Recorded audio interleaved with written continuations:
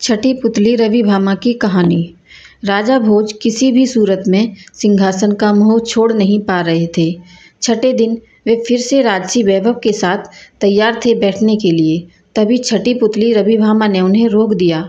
सुनो राजन, यह सिंहासन परम प्रतापी राजा विक्रमादित्य का है। क्या तुम उनकी दानवीरता और शौर्य का मुकाबला कर सकते हो?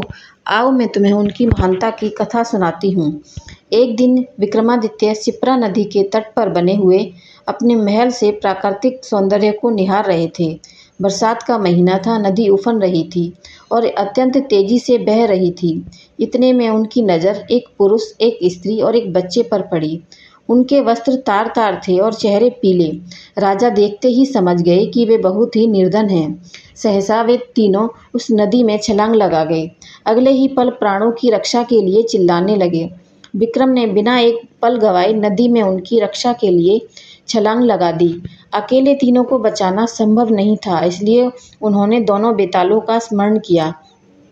दोनों बेतालों ने स्त्री और बच्चे को तथा विक्रम ने उस पुरुष को डूबने से बचा लिया। तट पर पहुंचकर उन्होंने जानना चाहा वे आत्महत्या क्यों कर रहे थे। पुरुष ने बताया कि वह उन्हीं के राज्य का एक अत्यंत निर्धन ब्राह्मण है, जो अपनी दरिद्रता से तंग आकर जान देना चाहता है। वह अपनी बीवी तथा बच्चे को भूख से मरता हुआ नहीं देख सकता और आत्महत्या के सिवा उन्हें अपनी समस्या का कोई अंत नज़र नहीं आता। इस राज्य के लोग इतने आत्मनिर्भर हैं कि सारा काम खुद ही करते हैं, इसलिए हमें कोई रोजगार भी नहीं देता। राजा विक्रम ने ब्राह्मण से कहा कि वह उनके अतिथिशाला में जब तक चाहें अपने परिवार के साथ रह सकता है। उसकी हर ज़रूरत पूरी की जाएगी। ब्राह्मण ने कहा कि रहने को तो में कोई भी हर्ज नहीं है, लेकिन उसे डर है कि कुछ समय बाद आतिथ्य में कमी आ जाएगी और वह उसे अपमानित होकर जाना पड़ेगा। राजा विक्रम ने उसे विश्वास दिलाया कि ऐसी कोई बात नहीं होगी और उसे भगवान समझकर उसके साथ हमेशा अच्छा बर्ताव किया जाएगा। विक्रम के इस तरह से विश्वास दिलाने पर ब्राह्मण परिवार अतिथिशाला में आकर रहने लगा।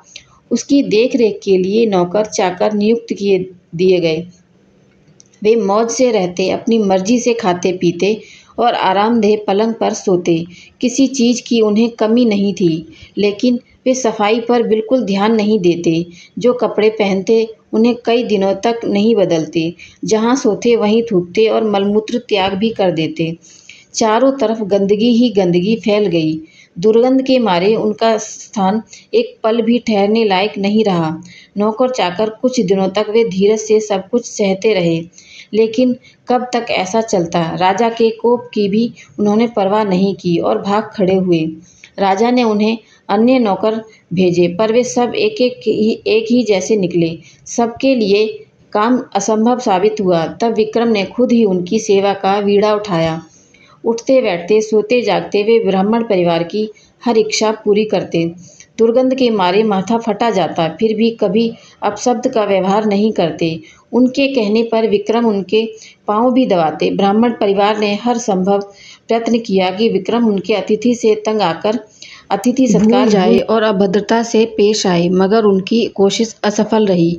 बड़े सब्र से विक्रम उनकी सेवा में लगे रहे, कभी उन्हें शिकायत का कोई मौका नहीं दिया। एक दिन ब्राह्मण ने जैसे ही उनकी परीक्षा लेने की ठान ली, उसने राजा को कहा कि वह उसके शरीर पर लगी विष्ठा साफ करे तथा उसे अच्छी तरह नहला धुलाकर साफ वस्त्र पहनाए। विक्रम तुरंत उसकी आज्ञा मानकर अपने हाथों से विष्ठा साफ करने को बढ़े।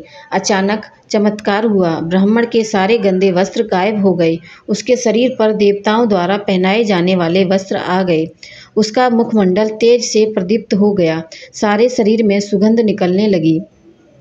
विक्रम आश्चर्यचकित थे। तभी वह ब्राह्मण बोला कि दरअसल वह वरुण है। वरुण देव ने उनकी परीक्षा लेने के लिए यह रूप धरा था। विक्रम के अतिथि सत्कार की प्रशंसा सुनकर वे सपरिवार यहाँ आए थे। जैसा उन्होंने सुना था वैसा ही उन्होंने पाया। इसलिए विक्रम को उन्होंने वरदान दिया कि उनके राज्य में कभी भी अनावृष्टि नहीं होगी तथा वहाँ की जमीन से 3-3 फसलें निकलेंगी। विक्रम को वरदान देकर वह सपरिवार अंतर्ध्यान हो गए।